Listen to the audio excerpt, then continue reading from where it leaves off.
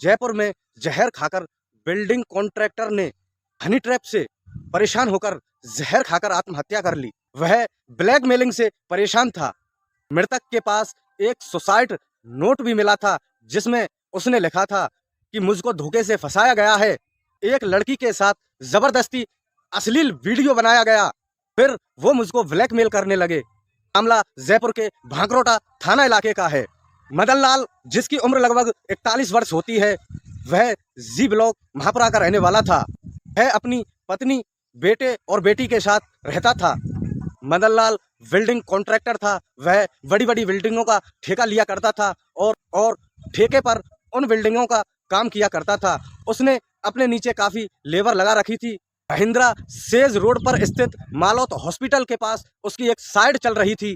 वह 5 अगस्त को दोपहर के लगभग 2:15 बजे घर से खाना खाकर निकलता है। बिल्डिंग साइट से लगभग 30 मीटर की दूरी से पहले ही वह अपनी गाड़ी को रोकता है और जहर खा लेता है। फिर वह गाड़ी की सीट पर ही लेट जाता है। दोपहर लगभग 3 बजे का टाइम होता है। मजदूर उसकी साइट पर काम कर रहे थे। तभी उसके मजदूर की निगाह उसकी गाड़ी पर पड़ जाती है और वह मजदूर सोचता है कि कभी हमारे मालिक ने गाड़ी ऐसे खड़ी नहीं की, आज उसने अलग जगह पर कैसे गाड़ी खड़ी कर रखी है। तभी साइड पर काम करने वाला एक व्यक्ति वहां पहुंचता है और वहां जाकर देखता है कार स्टार्ट है और गाड़ी के दरवाजे भी खुले हुए हैं। फिर वो अंदर की तरफ झांकता है तो देखता है कि उसका मालिक बेहोशी हालत में पड़ा हुआ था। वह साइड पर काम करने वाला व्यक्ति अपने मालिक को देखकर घबरा जाता है। वह अपने साथियों को बुलाता है और वहां काम करने वाले लोग उसके परिजनों को सूचित कर देते हैं और उसको वहां से ले जाकर मालौत हॉस्पिटल में जाकर भर्ती करा देते हैं। जब उसके परिजन हॉस्पिटल में पहुंचते हैं तो सीरियस हालत को देखकर वो उसको फोर्टेज हॉस्पिटल में भर्ती करा देते हैं। 6 अगस्त की सुबह लगभग 8 बजे मदन लाल की इलाज के दौरान मौत हो जाती है। कॉन्ट्रैक्टर की मौत के 6 दिन बाद यानी 12 अगस्त को के परिजनों को कपड़ों के बीच एक लिखा हुआ सुसाइड नोट मिलता है। सुसाइड नोट के आधार पर उसका भाई 13 अगस्त को पुलिस में FIR दर्ज करवा देता है। मदन लाल ने सुसाइड नोट को लगभग 1 महीने पहले ही लिख लिया था। सुसाइड नोट में मदन लाल ने लिखा था कि मैं मदन लाल, मुझे धोखा देकर फंसाया गया। सतीश नाम का लड़का है, इसका ये मोबाइल नंबर है। उसने उस सुसाइड नोट में मोबाइल नंबर भी लिखा था। सतीश ने मुझको लगभग 20 से 25 बार व्हाट्सएप कॉल किए थे। 18 जुलाई 2023 को मदन लाल उसके फ्लैट पर मिलने जाता है। फ्लैट पर सतीश के साथ एक लड़की भी आती है। सतीश मदन लाल को धमकी देता है कि इस लड़की से रिलेशनशिप बनाओ। उनके हाथ में बड़े बड़े चाकू भी थे, हथियार भी थे।